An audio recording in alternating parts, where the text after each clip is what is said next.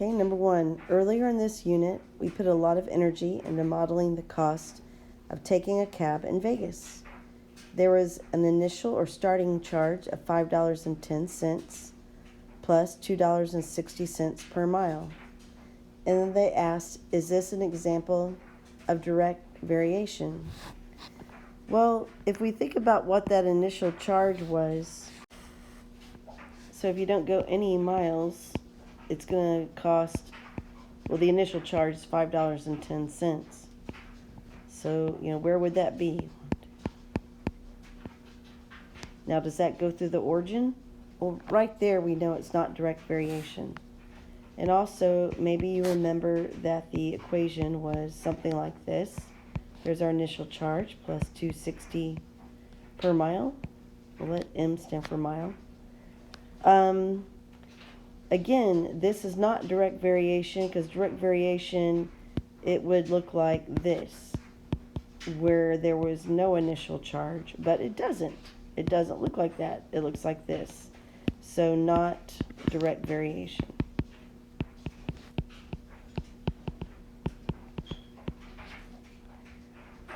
Okay, now let's talk about a painful experience that we almost all go through at some point, and that is buying gasoline. Do you think the amount spent at a gas pump and the number of gallons of gasoline purchased are quantities that vary directly? Well, I would say they are, because if you pump 0 gallons, it costs $0.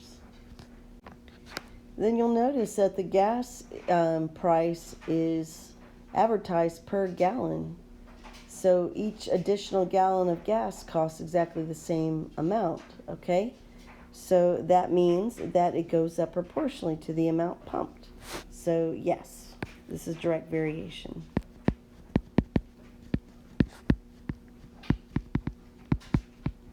Okay? All right, then page 362, number 3. So number 3 says, let's say you stop in at a local gas station just to buy an energy drink and don't pump any gas. How much would you pay for 0 gallons of gas?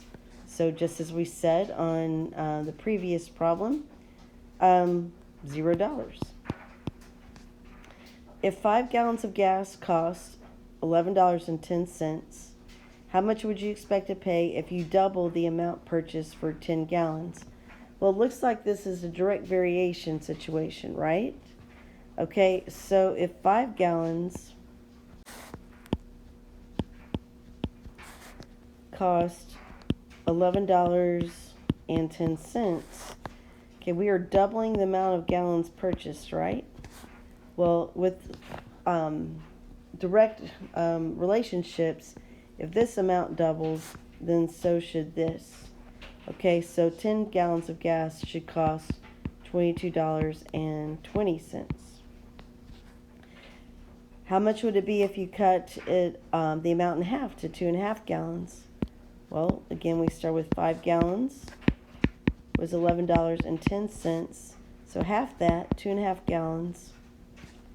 Well, half of this amount would be $5.55. Now, the more interesting question, how much would you expect to pay for 15 2/10 gallons of gasoline? That's not quite as straightforward. First, we'll attack this problem using proportions. Then we'll see if it's more efficient to use variation. So in number 6, it says in lesson 3.3, we learned that an equation stating that 2 ratios are equal is called a proportion. Solve this problem by setting up a proportion. On one side, the ratio should compare the 5 gallons purchased to the cost of that purchase.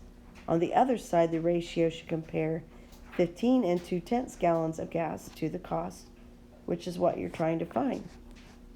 So, 5 gallons cost $11.10. Now, if I have gallons on top here, I need to put 15 2/10 gallons on top on the next proportion. And so we're looking for how much that cost.